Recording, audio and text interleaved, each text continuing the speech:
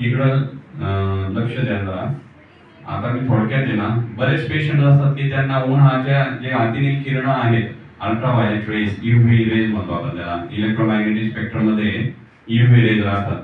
UV raise म्हणजे ultraviolet raise, अतिनील किरणं. तर त्याची ॲलर्जी राहते बहुधा बरेच पेशंट्सना, म्हणजे खास करून रुरल एरिया, ग्रामीण भागामध्ये शेतात काम करणारे. मग त्याच्यात होतं काय की जो उघडा भाग आहे, मानेवरती, कानावरती, कपाळावरती, चेहऱ्यावरती उघडे हात, पंजे यावरती अशा खाजणाऱ्या पोळ्या चट्टे येतात. आणि हे जी गमत आहे ती वारंवार होत राहते. तर यात प्रॉब्लेम काय आहे की तुमची प्रतिकारशक्ती वीक, कमकुवत प्रतिकारशक्ती. मग बरेच पेशंट 70-80 किलोचे राहतात तरी त्यांना राहतं. आपलं वजन 70-80 किलो आहे म्हणजे आपली प्रतिकारशक्ती खूप चांगली असं नव्हे.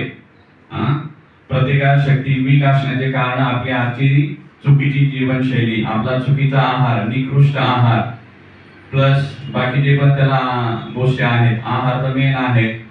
आणि प्रतिकारशक्तीसाठी आहार विहार मी काय जे सांगतो, व्यायामाचा अभाव, तणाव, स्ट्रेस, धावपळ, दगदग ह्या सगळ्या गोष्टी आहेत. तर हे जे पॉलिमॉर्फस लाईट इरप्शन त्याला म्हणतात इंग्लिशमध्ये, अतिनील किरणाची किंवा उन्हाच्या किरणांपासून जी होणारी ॲलर्जी आहे त्याला ट्रीटमेंट घेतलं की ते बरं होणार. वारंवार भावने अशी इच्छा असेल तर आपली प्रतिकारशक्ती स्ट्रॉंग करणं किंवा चांगली करणं, बळकट करणं ही आपण जबाबदारी स्वीकारून स्वतः ते त्याच्यावरती काम करणे. तर प्रतिकारशक्ती चांगली करण्यासाठी 4 खांब आहेत: आहार विहार, व्यायाम आणि तणाव निवारण. म्हणजे diet, exercise, sleep and stress management, हे 4 खांब आहेत. तर आहाराबद्दल आणि याचं हे सगळं जे आहे हे जीवनशैलीबद्दल किंवा प्रतिकारशक्ती चांगली करण्यासाठी ज्या ज्या पेशंट्सला मी सांगतो तर त्यांना बाहेर रिसेप्शनला त्याचं एक माहितीपत्र किंवा पॅम्पलेट दिलं जातं. मग ते घरी जाऊन व्यवस्थित वाचणे आणि तसं आपल्या जीवनामध्ये त्याचं ते अंमलात आणण्याचा प्रयत्न करणे. अंमलात आणणेच म्हणजे मग हे सगळ्या गोष्टी थांबतील. नाहीतर मग त्याला अधूनमधून ट्रीटमेंट करणंच आहे. प्लस उन्हापासून संरक्षणार्थ मग टोपी वापरणे, ब्रॉड ब्रिम हॅट म्हणतात त्याला, किंवा उपरणं किंवा फुल शर्ट वापरणे, झाकून राहणे. पण that is not ideal thing. प्रत्येक वेळेस ते व्यवहार नाही, प्रॅक्टिकल नाहीये की प्रत्येक ठिकाणी आपण हे सगळ्या गोष्टी, समजा कार्यक्रमाला गेलो होतो हे सगळं बांधून गेलो तर लोक वेळात काढतील. मग अशा ठिकाणी काय करणार, तर मग अशा ठिकाणी सनस्क्रीन भरपूर लावून जायला लागेल तुम्हाला.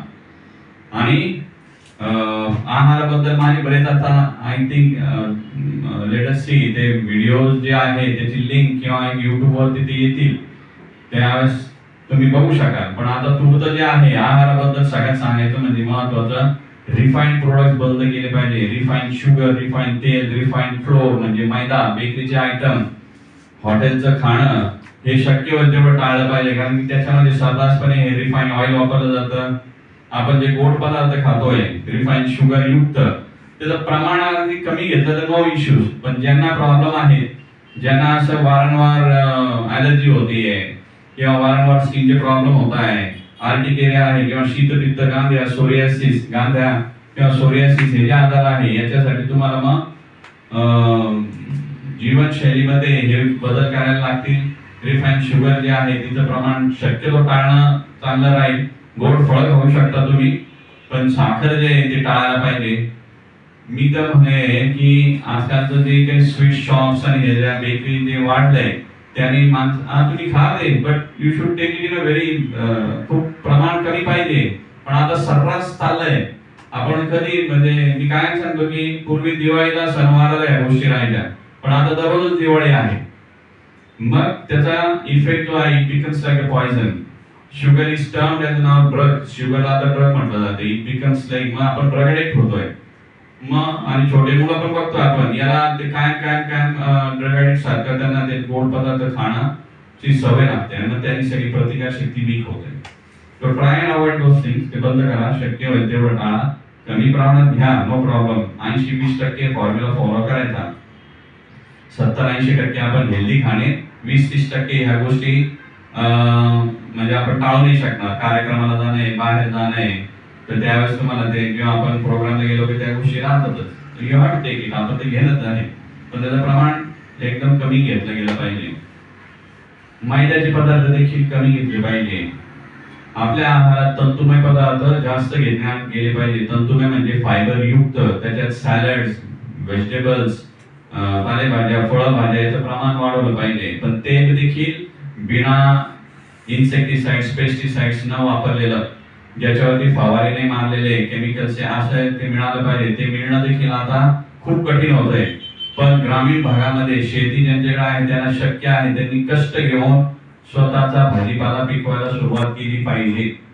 तर आणि शहरातल्या लोकांनी काय आहे की ग्रामीण भागातले जे शेतकरी त्यांना 2 पैसे 3 पैसे चांगले द्यावे, दर द्यावा. तिथं मग प्रत्येक परत प्रश्न येतो विश्वासाचा. तो विश्वास निर्माण करून हे असं सिम्बायोटिक केलं पाहिजे. ग्रामीण भागातल्या लोकांकडे शेती आहे, त्यांनी चांगला काय म्हणतात त्याला एकदम सकस भाजीपाला पिकवणे आणि तसा ग्राहक शोधून जो 2 पैसे दिले असंच करायला लागणार आहे. शहरातल्या लोकांना पर्याय नाही, त्यांनी ग्रामीण भागातनं त्या शेतकऱ्याला पैसे दिले पाहिजे भरपूर. तर it will be win win, दोघांनाही त्याचा फायदा राहील. हे झालं आहाराबद्दल थोडक्यात. तर ते पॅम्पलेटमध्ये सगळं आहे details. Plus Vihar, relaxation is important. झोप जी आहे, झोप विश्रांती खूप महत्त्वाची आहे. आजकाल मोबाईल, टीव्ही, लॅपटॉप या ब्लू लाईट मुळे प्रत्येकजण लेट झोपतोय आणि त्याच्याने देखील आपली प्रतिकारशक्ती वीक होते आहे. तर टाळा, शक्यतो 8, 8:30 वाजेपर्यंत त्याच्यावर काय आहे ते टाळा, म्हणजे फिनिश करा. जे विद्यार्थी किंवा ज्यांचं काम आहे शक्य होईल तेवढं 8:30-9 वाजेपर्यंत फिनिश करायचा प्रयत्न करा. 8, 8:30-9 पर्यंत तुमचा तो मोबाईल किंवा टीव्ही, लॅपटॉप बंद करून मग त्याच्यानंतर 1.5-2 तासांनी मेंदू जो आहे तो शांत होतो, चांगली झोप येऊ शकते. Because sleep acts like a medicine. विश्रांती किंवा झोप जी आहे हे औषधाप्रमाणे कार्य करतं. आणि चांगली झोप नसली की मग त्याने आपली प्रतिकार शक्ती आणि बाकीची बरीच म्हणजे शारीरिक व्याधी वाढतात, सगळ्याच गोष्टी वाढतात. एक्सरसाइज, व्यायामाचा देखील अभाव आहे. पूर्वी खूप व्यायाम व्हायचा, आता व्यायामच होत नाही. गाडी मारली, किक मारली किंवा 4 व्हीलर मध्ये we are just travelling in. आपण कुठे जायचं, 1 किलोमीटर भर जरी जायचं तरी कंटाळा करून नाही, चला गाडीला किक मारा किंवा 4 व्हीलर काढा. त्याच्यामुळे प्रॉब्लेम्स वाढतात ते. आणि आजकाल आपण प्रत्येक जण असं म्हणजे चौथी गोष्ट जी आहे धावपळ, दगदग, स्ट्रेस, तणाव वाढलाय.